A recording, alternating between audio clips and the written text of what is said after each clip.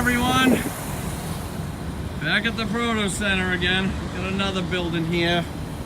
We got 3 units down, I guess, for the loading dock. This whole place, all the way down to the end to here. This whole place, the transformer melted for the place, so all this shit went down yesterday. Everything else came back online and running, but 3 units aren't, so we just got to check for some blown fuses. Hopefully something easy, blown contact, and maybe just the oil safety controls tripped. So gonna get into that, see what it is. I'm hoping it's just something simple, get these things up and running, because everything else came back on, so should be good. I'm hoping nothing major, didn't kill anything. See another beautiful day over here, Boston over there again. It's gonna be nice warm 60-70 degrees today. Finally some nice weather. Check for power, make sure we have that. I'm gonna try to do this one-handed because I gotta hold my phone here, which is kind of a pain. So I don't know, let's see. Okay, there we are. 470, 478. That's, sorry guys, 477. We got our power here. Yeah, 478. This oil pressure control, I bet you this is tripped. Let's see. Oh, look at that. There we go. A lot of times when you lose power, guys, it trips out the oil safety, oil pressure controls on these the Copeland Centronic controls. These right here, you can see with the sunlight. So that one's fired up. Probably be good. We'll move on to the next one, and probably the same thing. Second unit now. A lot of times too, what I do just to know something's been down for a while, I touch the head of it, touch the compressor, see if it's warm. This is not. It's cool. So you know it's been down. These have been down since yesterday. So another oil control up in here. These Centronics, usually there's a red light. You can't really see it, but this will be red if it's out on oil failure, green when it's on, then orange as a self-check mode. There's usually, you know, something wrong with it. It's there for diagnosis, but that one, same thing. You gotta love these easy ones where all you gotta do is push a button. I got one more to check after this, and then we'll go down, we'll let everything cool down to temp and make sure we're all good here. Down the end, here's our 3rd unit for the dock. It's all running. There's only 2 of them that were tripped out on that control. So we should be all good. Just gotta wait for them to pull down to temp. Gotta love the easy ones, guys.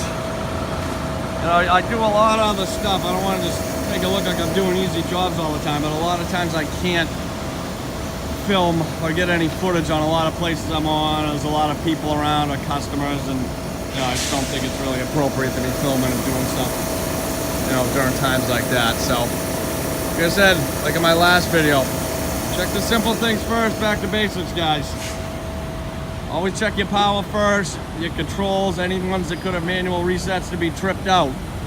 You know, simple stuff first, then you move into the harder stuff if none of that is what the issue is. I'll show you with this one. We're all running. Hopefully you can hear me. You can see the lines all nice and wet, nice and cold, like we should be. You can see how we got some frost there. A couple minutes after I started this up, that whole line was all frosty. It's burning off right now. It's because the solenoids were open. This unit was calling, but it wasn't running because it was tripped out on the oil. That means all that liquid refrigerant has migrated. It migrated through the whole system overnight or whatever. So it means you got liquid everywhere. So when you start up, you know, this didn't slug back the compressors or anything like that, but it could possibly happen. So it's just burning off all that liquid right now, and we'll be back to normal. I wanted to mention that too. I mean, that's the whole point of a solenoid, guys. It isn't, it's there to pump down, but the main point of it is to hold back the liquid, to stop liquid migration coming back to the compressor while you're either off on temperature or defrost or whatever, to save that from slugging. I'm sure you guys have heard it, but you start up a compressor that's got liquid in it, or all kinds of liquid slugging back, and it sounds like a friggin' freight train. I've seen compressors bouncing and jumping all over the place because of that liquid. It sounds like they're gonna blow up. So that's the point of having a solenoid in there, but this one's burning off right now and running fine. I just wanted to point that out. I was here just to show you real quick, guys. Control panel real quick, guys. Rear dock center, 38.